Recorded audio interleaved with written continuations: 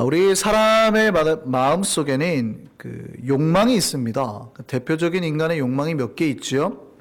성욕이 있고, 물욕이 있고, 수면욕이 있고, 식욕이 있고, 우리가 바라고 추구하는 욕망이 있어요. 인간의 마음 속에는 다 욕망이 있습니다. 그런데 그 욕망의 크기가 다 똑같지는 않죠. 다 다릅니다. 그러니까 어떤 사람은 같은 다 기본적인 욕망을 다 그런 걸 가지고 있지만 특별하게 한 욕망의 부분에서 큰 좀 그 부분이 있다는 거예요. 그러니까 똑같은 욕망을 가졌어도 어떤 사람은 이쪽 욕망에 잘 넘어지고 어떤 사람은 저쪽 욕망에 잘 넘어져요. 어떤 이는 돈에 잘 넘어가는 사람이 있고 어떤 이는 이성에 넘어가는 사람이 있고 어떤 이는 권력에 넘어가는 사람이 있어요. 근데 우리는 그래요. 무슨 저 사람 얼마나 욕심이 많아서 저런 거에 넘어가지 라고 말을 해도 사실은 그 사람이 넘어간 욕구에는 욕망에는 내가 넘어가지 않을지 모르지만 저 사람은 전혀 관심도 없는 다른 욕망에 내가 넘어간다고요. 무슨 말이 이해되세요? 그러니까 어떤 이제 목회자를 봐도 어떤 목사님이 돈에 그렇게 잘 넘어가요. 돈에 그렇게 자꾸 넘어가고 실수하시는 목사님이 있어요. 근데 그분이 그러면은 다른 거에도 다 그러냐? 아니에요. 굉장히 다른 데는 좋아요. 막 훌륭하다 그래요. 막 새벽 기도도 잘하고, 얼마나 뭐 열심히 하고, 뭐 잘하는지 몰라요. 그냥 넘어가는 그 하나 있다고요. 옆에 있는 목사님이 그걸 가지고 막 뭐라고 했다고요. 근데 그 목사님은 다 잘하냐? 그게 아니더라는 거예요. 무슨 말인지 아시겠어요? 그 목사님은 특별히 그럼 이성의 스캔들에 약하더라. 어떤 사람은 이성이나 돈에는 다 좋은데 노회장이 안 되면 막 그 정신을 거의 놓는 사람은, 내가 교회에서 그런 분들이 있어요. 돈 욕심도 하나도 없고 봉사도 얼마나 열심히 하는지. 그런데 뭐 스캔들도 없어요. 얼마나 거룩한지. 장로가 안 되니까 눈이 확 뒤집어지시는 분들. 그러니까 그분은 뭐에 욕망이 있어요? 뭐에 욕망이 있어요? 권력의 욕망이 있는 거예요. 그러니까 어떤 사람은 돈에 막 부서 일하다 보면 재정에 자꾸 손을 대가지고 문제를 일으키는 사람이 있는 것 반면에 어떤 사람은 자꾸 스캔들을 내가지고 문제가 되는 사람이 있어요. 그러니까 개인마다 자기가 좀 많이 이끌리는 욕망이 있다는 거예요. 무슨 얘기냐면 우리는 누구나 그 안에 욕망이 있는 존재라는 사실을 기억하고 그 욕망을 조심하고 훈련해야 된다는 거예요. 그러니까 누군가 욕망이 있다고 비판하기보다는 여러분 스스로가 각자에 대해서 나도 언제든지 내 욕심 때문에 내가 망할 수 있는 존재구나를 생각을 하고 그 욕심을 훈련을 해내야 된다는 거예요. 지금은 안 걸려요. 왜냐하면 내가 욕심 낼 만한 게 없으니까. 그러나 언제고 한 번은 내가 지금 마음속에 욕심을 내고 있는 게 탁 하고 나에게 올 때 있어요. 근데 그게 훈련되지 않으면 그걸 내가 그때 잡아버린다고요. 욕심을. 그럼 욕심에 끌려서 쭉 따라가요. 마치 차 바퀴 뒤에 사람이 줄무에 묶여가지고 끌려가듯이 쭉 따라가게 돼 있어요. 그러면 이제 온몸이 망신창이가 되는 거죠. 오늘 특별히 권력에 욕심 있는 사람들에 대해 나옵니다. 권력에 욕심 있는 사람들이 나와서 망의 가정을 잘 보여주고 있습니다. 권력에 있는 욕심 있는 사람들이 첫 번째 그 권력을 쟁취하기 위해서 하는 게 뭘까요? 그게 첫 번째로 가장 먼저 기초적으로 하는 말이 뭐냐면 현재 있는 기존 질서를 파괴하는 거예요. 괜찮다는 거죠. 이게 언제나 그들이 첫 번째로 제시하는 이론입니다. 나라를 뒤집을 때도 마찬가지예요. 물론 나라가 잘못되고 백성들을 너무 이렇게 착취를 하고 그러면은 새로운 질서가 필요하죠. 그러면은 그 문제가 쉽게 해결될 수도 있어요. 그런데 이게 튼튼할 때도 내 권력에 욕심이 있는 사람은 기존 질서를 무너뜨려서라도 내 거를 치우려고 하는 거예요. 그러니까 어쨌든 간에 좋은 의도든 나쁜 의도든 간에 첫 번째는 무조건 뭐예요? 기존 질서를 무조건 파괴하고 본다는 거예요. 그런데 이 건강한 공동체가 미래를 향해 나아가고 행진하려고 할 때 가장 중요한 건 뭘까요? 공동체가 예를 들어서 전쟁을 군인들이 이제 시작하려고 해서 전쟁을 준비를 하고 아니면 회사가 큰 사업을 준비하고 교회가 하나님의 사역을 준비하려고 할 때 가장 중요한 건 뭘까요? 질서예요. 질서란 얘기는 자기가 맡은 바 직분자들이 하나님의 성도들이 자기 위치에서 최선을 다해주는 것, 그거를 말하는 겁니다. 이스라엘 백성이 광야 행진할 때 하나님이 이스라엘 백성에 요구한 게 있었어요. 그게 뭐냐면 이스라엘 백성들이 뭐 군대를 다녀왔겠습니까? 훈련을 받아봤겠습니까? 그런데 하나님이 처음으로 광야에 나온 그들에게 요구한 게 뭐냐면 진을 짜라는 거였어요. 진. 12진을. 그리고 이동할 때는 이동 진이 다르고 거주할 때는 거주하는 진이 달라요. 지파별로 진을 나눠가지고 딱 지파의 틀을 짜가지고 조직도를 짜가지고 그 지파의 순서대로 이동하게 했다고요. 멈출 때는요, 성막을 중심으로 동서남북으로 딱 나눠서 진이 운영되게 했다고요.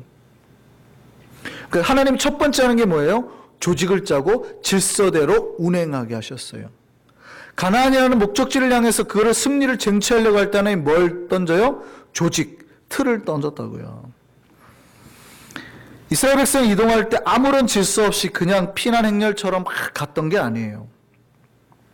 그럼 이렇게 질서와 조직을 짠 의미가 뭘까요?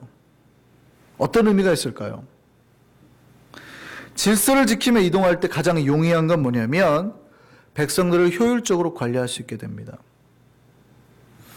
갑자기 누가 이동하다가 이탈을 했어요. 그러면 200만 명이 가니까 우 가요. 그냥 소 끌고 마차 끌고 우 가면 누가 빠졌는지 안 빠졌는지 알아요, 몰라요? 모르죠. 어느 지파에 누가 빠졌는지도 몰라요. 근데 조직별로 틀을 딱 짜가지고 가면요, 이 지파 틀에서 벗어나면 다 이탈인 거예요. 그러니까 빨리빨리 그들을 챙길 수가 있게 되겠죠. 효율적인 관리. 그 다음 혹시라도 적들이 공격해 왔을 때는 어떻게 돼요? 진별로 가니까 갑자기 대형만 바꾸면 얼마든지 방어태세가 된다는 거죠. 수비에도 유용해요. 적으로부터도 유용하지만 추위나 그들이 생활하는 모든 것으로부터 유용해요. 우리가 목적을 향해서 나아가려고 할 때 하나님이 첫 번째 공동체 요구하는 게 뭐라고요? 질서와 조직이라는 거예요. 질서는 교회 공동체에도 그대로 적용이 됩니다. 제가 질문 드려볼게요. 교회가 사랑의 공동체일까요? 질서의 공동체일까요? 교회는 분명히 사랑의 공동체입니다. 분명히 교회는 사랑의 공동체입니다. 사랑이라는 말을 들었을 때 우리는 순간적으로 뭐를 자꾸 실수하냐면 사랑하면 질서가 조금 무시돼도 되는 것처럼 인식을 할 수 있어요. 사랑하면 질서가 무너져도 될까요? 안 될까요? 룰이 깨져도 될까요? 안 될까요? 사랑은 철저히 그 틀 안에서, 질서 안에서의 사랑이에요. 부부간의 사랑은 반드시 부부가 서로 언약이라는 그 틀을, 맹세 틀 안에서 지켜질 때의 사랑이에요. 무슨 말인지 아시겠어요? 만약에 불륜을 하게 되면 불륜도 사랑이죠. 불륜도 사랑이잖아요. 남녀간의 사랑이니까. 그렇지만 그걸 사랑이라고 합니까? 안 합니까? 안 해요. 그 틀 안에서의 사랑, 질서 안에서의 사랑을 사랑이라 그러는 거예요. 이해되십니까? 교회는 분명히 사랑의 공동체예요. 근데 실수를 하세요. 가끔 교인들을 보면. 다행히 이 설교가 우리 교회에 해당되는 설교는 아니에요. 강해 설교를 쭉 하니까 이제 딱 나온 거라서 설교를 하는 거지만 우리가 미리 예방주사를 맞는다고 생각하고 잘 들으실 필요가 있어요. 교회는 분명히 사랑의 공동체인데 질서대로 가야 되거든요. 질서대로. 근데 교회 생활 제가 이렇게 쭉 한국에서부터 보시는 분들 보면 사랑이라는 공동체라는 이유로 질서를 쉽게 파괴하는 경우가 있어요. 룰을 깨는 거예요. 그게 괜찮다고 생각을 하시는 것 같더라고요. 괜찮다고. 교회는 반드시 사랑의 공동체지만 질서라는 테두리 안에서의 사랑이에요. 그 질서에 따라 행할 때에 하나님 우리에게 상을 주시는 거예요. 그 질서에 따라서 이뤄나갈 때 교회 사역과 영적 싸움에서 승리할 수 있게 되는 거예요. 룰을 깨게 되면 하나님이 주려고 하는 상급을 받을 수가 없게 되는 겁니다. 오늘 본문을 보면 레위 지파의 지휘관들과 이스라엘 백성 중에서 지휘관 250명이 나와가지고요, 모세 지도력에 반항하는 사건이 나옵니다. 그런데 그들의 말이 어떻게 들으면 일리가 있는 말이에요. 3절 한번 보세요. 같이 한번 읽습니다. 3절 같이 읽습니다. 그들이 모여서 모세와 아론을 거슬러 그들에게 이르되 너희가 분수에 지나도다. 회중이 다 각각 거룩하고 여호와께서도 그들 중에 계시거늘 너희가 어찌하여 여호와의 총에 위에 스스로 높이느냐. 지금 고라가 뭐라고 하는지 잘 들어보세요. 회중이 모두가 다 거룩하다. 왜냐하면 하나님의 이미 영이 임했다는 얘기예요. 하나님의 영이 임해서 우리가 다 거룩하고 우리 중에 여호와 하나님께서 역사하는 걸 봐라. 우리도 할 수 있다. 왜 너희만 리더가 되려고 하느냐? 맞는 말일까요? 틀린 말일까요? 회중이 다 거룩해요. 우리 개신교 입장으로 말하면 우리는 만인 제사장주의, 다 제사장이에요. 그러면 누구나가 리더가 되고 누구나가 직분을 맡고 할 수 있을까요? 없을까요? 지금 오늘 반역을 벌인 사람들은 다 리더들이에요. 특별히 고라는 그 레위 지파니까 성막에서 일하는 사역자입니다. 근데 이들이 불만이 있었던 거예요. 모세가 리더를 하고 아론만 대제사장을 하는 게 못마땅한 겁니다. 그럼 누구도 할 수 있다고요? 자기도 할 수 있다고 생각한 거예요. 할 수 있을까요? 없을까요? 자, 보세요. 아니, 거룩하잖아요. 레위 지파도 거룩하고 성막의 일을 하는데 대제사장 할 수 있을까요? 없을까요? 잘 생각하셔야 돼요. 그들은 할 수 있다고 생각한 거예요. 사실은 원래 아론과 모세도 레위 지파거든요. 그리고 고라와 아론이 모세가 남남이 아닙니다. 굉장히 친한 사이입니다. 어느 정도 친한 사이인지 한번 볼까요?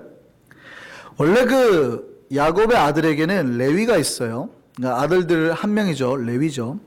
근데 레위의 아들이 게르손, 고핫, 무랄이에요. 근데 고핫의 아들이 아브람, 이스라엘, 헤스론, 우시엘이에요. 헷갈리죠? 제가 다시 한번 설명드릴게요. 레위에게는 손자가 있는데 그 손자 이름이 고핫이에요. 아니, 손자 이름이 아므람, 이스라엘이에요. 첫 번째 손자가 아므람, 이스라엘이에요. 근데 아므람의 아들이 아론과 모세예요. 이스라엘의 아들이 고라예요. 이제 좀 잡히세요? 그러면 아론과 고라는 몇 촌 관계일까요? 사촌 관계예요. 사촌지간이에요.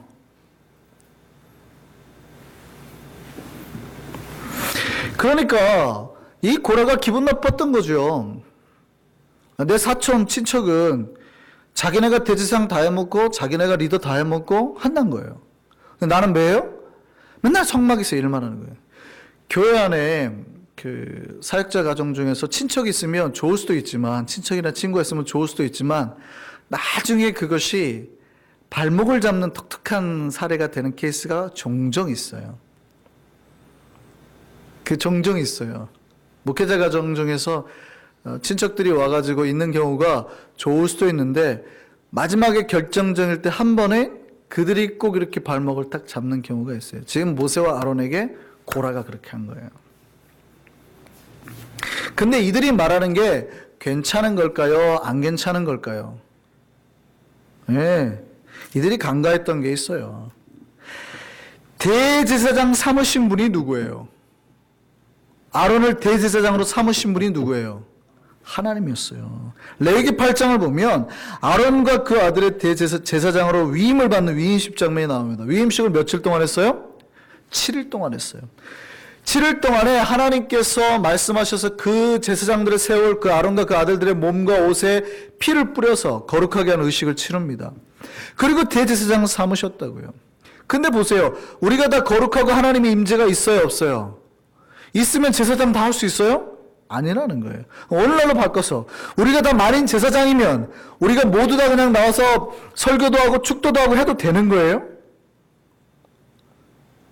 여러분, 예를 들어서 직분자들이 불만이 있을 수 있잖아요. 장로님 왜 그렇게밖에 못합니까? 하고 집사가 그래요. 불만이 있어요. 당회 안에 자기가 들어와가지고 내가 이렇게 하랍니다 하고 이렇게 막 하고 가요. 괜찮은 걸까요? 안 괜찮은 걸까요? 개인의 의견을 내고 나도 거룩하고 하나님의 뜻을 받은 자니까 말할 수 있다고 말하고 갔어요. 근데 괜찮은 걸까요? 안 괜찮은 걸까요? 안 괜찮은 거예요. 이게 질서를 깬 거란 말이에요. 우리가 성도는 거룩한 자라는 뜻이죠. 그럼 거룩한 자는 내가 거룩하니 나와서 안수하고 축도하고 안 된다는 거예요. 우리 개신교 입장에서 한 말씀 볼게요. 아버지가 아들에게 축도할 수 있어요, 없어요? 있어요. 괜찮습니다. 교구 목사가 자기 교구 식구들하고 예배할 때 축도해도 될까요, 안 될까요? 됩니다.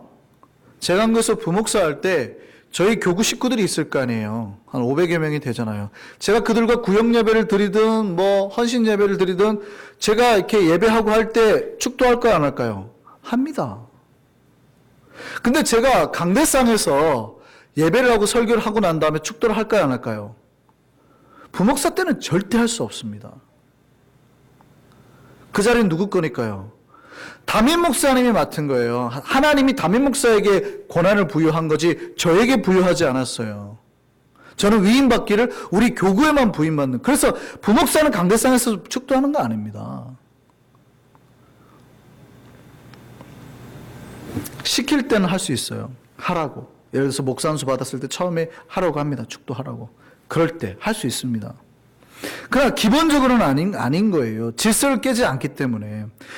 그래서 질서는 거룩과 관계가 없어요. 반드시 거룩과 사랑은 질서라는 테두리 안에서 이루어지는 거예요. 근데 고라는 뭐예요? 거룩이라는 말로 뭘 깨려고 하는 거예요? 지금 질서를 깨려고 하는 거예요. 특별히 질서를 깨려고 하는 이유가 뭐예요? 백성들이 거룩하다라는 이야기를 하고 싶은 게 아니에요. 그 자리에 누가 앉고 싶다는 거예요? 내가 앉고 싶다는 거예요. 고라가 사실은 권력 욕심에 하나님의 성품을 판 거예요. 그가 진짜 속마음은 달랐어요. 우리가 다 거룩하네, 다 평등하자 그 얘기가 아니라 왜 너만 하냐는 거예요. 왜 너만 하냐. 나도 하자는 거예요. 근데 이 권력 욕심이 질서를 깰 때 나타나는 현상 중에 가장 조심해야 될 게 지금 이 사람 마음속에는 뭐가 없어요? 하나님의 뜻과 하나님의 법칙도 파괴하게 되는 거예요. 대제사장으로 하나님이 세웠잖아요. 근데 그것도 배척하겠다는 거죠. 또 민수기 16장 13절 한번 볼까요? 민수기 16장 13절 한번 같이 한번 보시죠. 뭐라고 돼 있어요? 네가 우리를 적과 끓이려는 땅에서 이끌어내어 광야에서 죽이려 함이 어찌 작은 일이기에 오히려 스스로 우리의 왕이 되려 하느냐. 고라가 하는 말이에요. 근데 지금 고라가 젖과 꿀이 흐르는 땅이라고 말하는 얘기가 어디입니까? 애굽이에요, 애굽. 고라는 지금 어디를 젖과 꿀이 흐르는 땅이라고 그래요? 하나님이 젖과 꿀이 흐르는 땅이 어디라고 그랬는데? 물론 14절에 젖과 꿀이 흐르는 땅이라 가나안을 표현하지만 하나님 분명히 젖과 꿀이 흐르는 땅은 가나안이라고 그랬거든요. 근데 고라는 지금 어디가 젖과 꿀이 흐르는 땅이래요? 애굽이래요, 애굽. 그러니까 고라의 마음속에는 뭐가 없었던 거예요? 하나님 말씀이 없었던 거예요. 그러니까 하나님의 법도 위배하고 싶은 거예요. 오직 누가 높여요? 자기가 높아지고 있다는 거예요.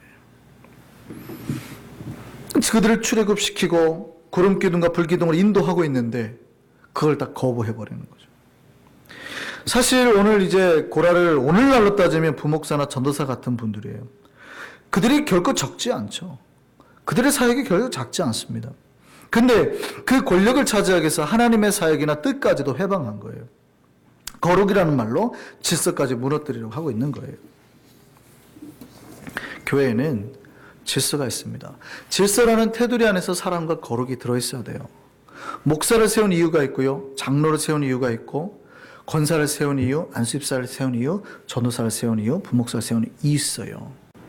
하나님께서 이스라엘 백성에게 참 안타까운 일이 벌어졌어요. 물론 이제 고라와 다단이나 그 사람들은 진짜 욕망 가운데 자기들이 그 이스라엘 200만 명의 우두머리가 되는 일이니까 적은 일이 아니잖아요. 그러니까 권력을 탐한 건데 그 결과가 그들에게 참 안타까워요. 그 욕망을 제어하지 못한 결과가 하나님께서 이스라엘 백성에 명하셨습니다. 그 질서를 파괴한 사람들한테 떨어지라는 거예요. 오늘 민수기 16장 23절 24절 보겠습니다.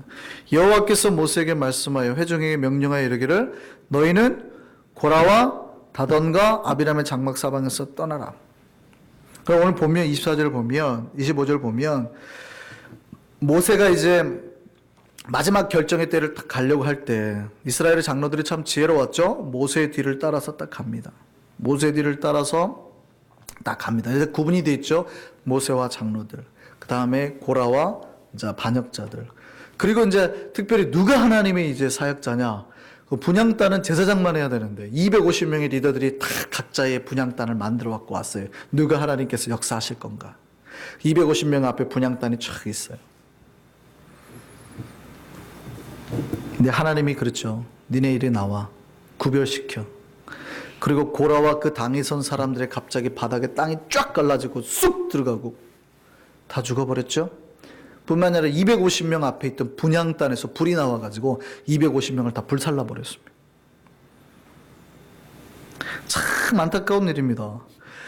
아니 이 사람들이 레위 지파로서 이스라엘 총회에서 선택받은 훈련된 지도자로서 부족한 사람들이에요. 하나님이 그들에게 성막을 맡기고 그들에게 사역을 맡긴 게 절대 가벼운 일이 아닌데 뭐가 그들을 죽음으로 몰아넣었어요? 욕심이, 욕망이. 레위 지파 사람들은 돈에 욕심이 없었어요. 이성에도 별로 욕심이 없어요. 뭐에 욕심이 있었어요? 권력에. 또 이제 같이 참석한 사람이 르우벤 지파거든요. 그러니까 아마 장자로서의 그 가문의 권력 욕심이 있었던 것 같아요. 권좌의 욕심이 있는 거예요. 여러분 욕망을 잘 다스려야 됩니다. 우리 안에 권좌의 욕심이 있는 사람은 그 욕망 잘 다스려야 돼요. 그렇지 않으면 결과가 어떻게 돼요? 심판으로 가는 거예요. 교회는 질서대로 움직일 때 승리를 거둘 수 있습니다. 질서대로 하지 않으면 절대 승리를 거둘 수 없어요. 하나님은 룰대로 가기를 원해요. 그 질서대로. 질서를 파괴하면서까지 가지 않으신다고요. 여러분 100m 달리기를 합니다.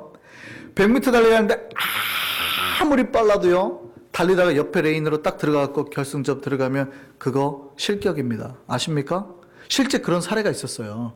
100m 선수가 막 달리다가 마지막에 헷갈려가지고 옆 레인으로 들어갔어요. 근데 우리가 보기에는 뭐 그게 무슨 문제야. 속도상 뭐 그게 얼마나 빨랐는데. 할 수 있잖아요. 옆 레인이라 해봤자 1m 차이도 안 나는데. 그냥 줍시다. 그냥 줍시다. 금메달 줍시다. 할 수 있을까요? 없을까요? 실격이었다고요. 여러분 군대에서 총 쏴보셨어요? 사격할 때? 사격을 하고 10발 사격을 하는데 이상하게 내 관역에 15발이 맞을 때가 있어요. 옆 사람이 주장하는 거예요. 자기는 10발 다 맞췄다고. 분명히 자기는 10발을 다 맞췄대요. 아무리 정확한 사격수가 한 관역에 빵빵빵빵빵빵 10발을 다 맞춰도요.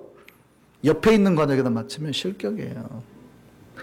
룰대로 하지 않으면, 질서대로 하지 않으면 상을 줄 수가 없는 거예요. 하나님이 세운 법도라는 게 있어요. 인간의 눈으로 보면 좀 마음에 안 들 수도 있지만 그 룰대로 따라갈 때에 하나님께서 그 사람을 세워서 위대하게 만드시는 거예요. 그 모세의 그 당시에 모세가 이스라엘 백성 리더가 됐을 때 가장 힘있던 지파가 어느 지파일까요? 레위 지파예요. 근데 그 다음에 힘센 지파가 어디였을까요? 이제 유다 지파가 나중에 등극을 하게 되는데 별 볼 일 없는 지파가 하나 있었습니다. 에브라임 지파. 별 볼 일 없었어요. 근데 거기에서 그러니까 모세의 그 종을 한 노예처럼 이렇게 수발을 들던 사람이 있어요. 여호수아가. 모세가 여기 가면 따라가고 그 사람은 선지자도 아닙니다.